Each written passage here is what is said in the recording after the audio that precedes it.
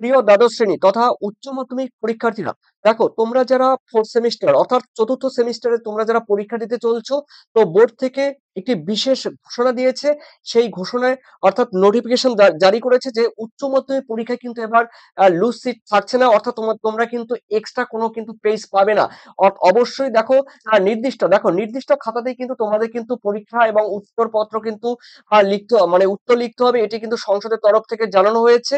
আর উচ্চ মাধ্যমিকে দেখো কিছু গুরুত্বপূর্ণ বিষয় রয়েছে যেগুলো তোমাদের অবশ্যই জানা দরকার।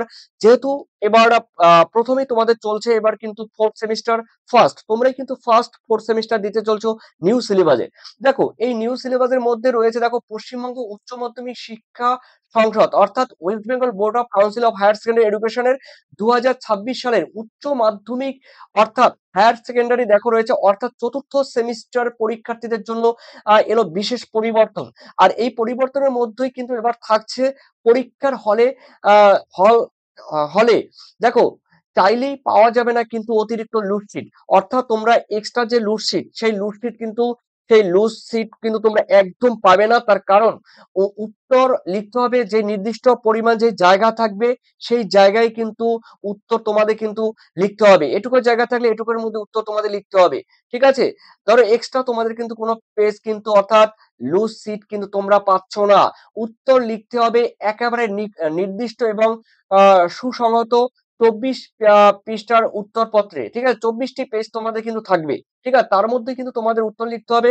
কোনো কোশ্চেনের ভুল লিখলে কিংবা আহ সেখানে কিন্তু তোমরা জায়গা কিন্তু নাও পেতে পারো। ঠিক আছে, তো সেইভাবেই কিন্তু তোমরা চিন্তা ভাবনা করে তোমাদের কিন্তু এই পরীক্ষা তোমাদের কিন্তু দিতে হবে। আর দেখো এই এক নজরে দেখে নেওয়া যাক উচ্চ মাধ্যমিক চতুর্থ সেমিস্টারের পরীক্ষার বুকলেট। দেখো বুকলেটে চালু হচ্ছে কিন্তু দেখো বুকলেট চালু হচ্ছে। আর উত্তরপত্রের নতুন ও পুরানো নিয়ম কিন্তু রয়েছে। দেখো লুজ শিট, দেখো লুজ সিট বন্ধ। আর রয়েছে শিক্ষা সংসদের ব্যাখ্যা, এই পরিবর্তনে কি সুবিধা রয়েছে আর কি অসুবিধা রয়েছে, নতুন উত্তরপত্রের পরিকাঠামো কিরকম হতে চলছে দেখে নেওয়া যাক। উচ্চ মাধ্যমিক দেখো চতুর্থ সেমিস্টারের পরীক্ষার বুকলেট কিন্তু চালু হয়ে গেল আর 2026 সাল থেকেই, মানে এবারে তোমরা যারা দেবে। দেখো এই সিদ্ধান্তে বহুদিন কিন্তু সমস্যার মূল পাতা ছিঁড়ে যাওয়া, মানে ভুলভাবে সেলাই হওয়া এবং মূল্যায়নে পাতা হারিয়ে যাওয়ার ঘটনা কিন্তু সমাধান হবে।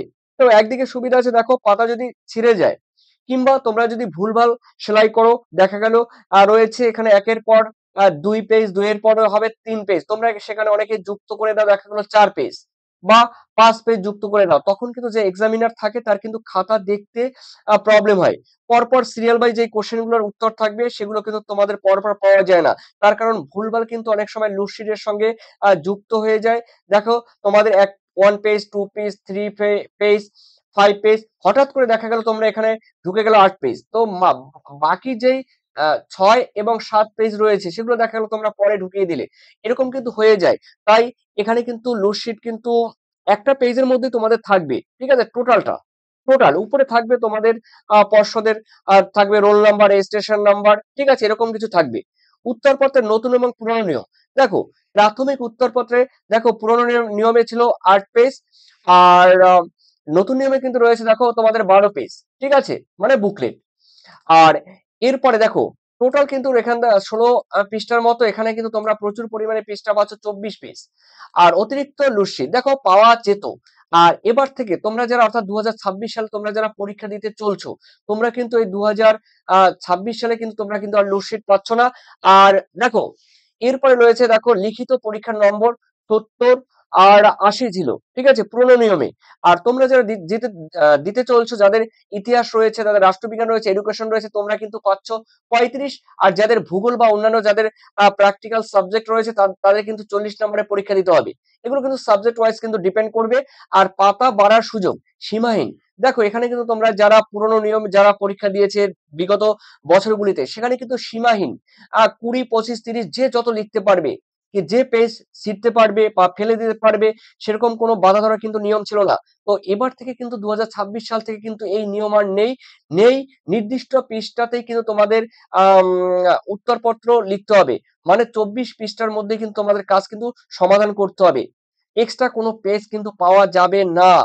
এরপরে পাতা ছিঁড়ে যাওয়ার ঝুঁকি বেশি ছিল, মানে পাতা ছিঁড়ে যাওয়ার দেখো ঝুঁকি কিন্তু বেশি ছিল।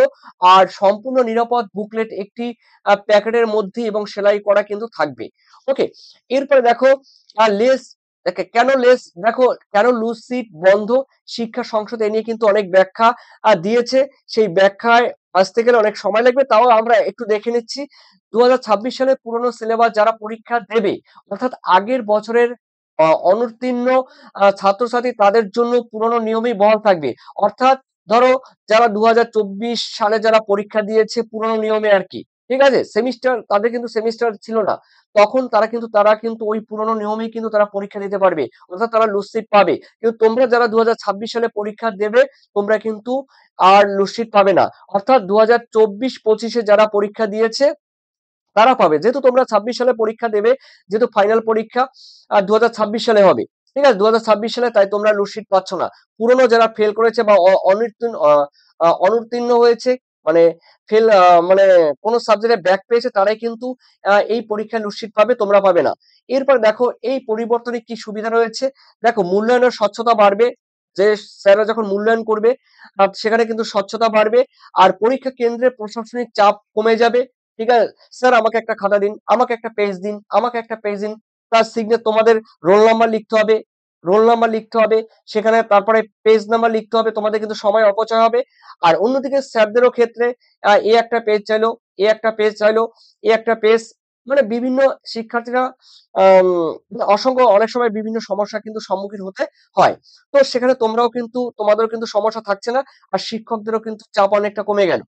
দেখো শিক্ষার্থীদের জন্য সুবিধা, শুরুতেই বড় একটি বুকলেট হাতে উত্তরপত্র সুসংগতভাবে সাজানো যাবে, মানে সাজানো যাবে বা সাজানো থাকবে।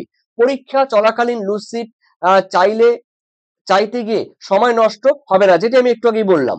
তো এরপরে দেখো নতুন উত্তরপত্রের পরীক্ষার কাঠামো, কাঠামো কি আছে, দেখো এই কাঠামোতে থাকছে প্র্যাকটিক্যাল যুক্ত বিষয়, লিখিত পরীক্ষা 35, আর নন প্র্যাকটিক্যাল বিষয় রয়েছে দেখো 40, ঠিক আছে, অর্থাৎ একই 24 পৃষ্ঠার উত্তর কিন্তু লিখতে হবে, এখানেও কিন্তু 24 পৃষ্ঠার উত্তর লিখতে হবে।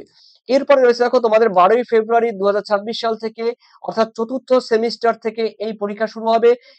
আর অর্থাৎ 22শে ফেব্রুয়ারি পর্যন্ত কিন্তু এই পরীক্ষা চলবে। অর্থাৎ তোমাদের কিন্তু এটি কিন্তু 2026 সালে এই পরীক্ষা হতে চলছে। আর অবশ্যই তোমরা বাকি তোমাদের মূল্যবান কমেন্ট অবশ্যই কমেন্ট সেকশনে জানাবে। আর তোমরা যদি কেউ, তোমরা আরো কোনো প্রবলেম নিয়ে থাকো বা কোনো প্রবলেম থাকে, অবশ্যই আমাকে কিন্তু কমেন্ট সেকশনে তোমরা কমেন্ট করে জানিয়ে দেবে, ঠিক আছে। ধন্যবাদ, ধন্যবাদ তোমাদের সবাইকে, থ্যাংক ইউ।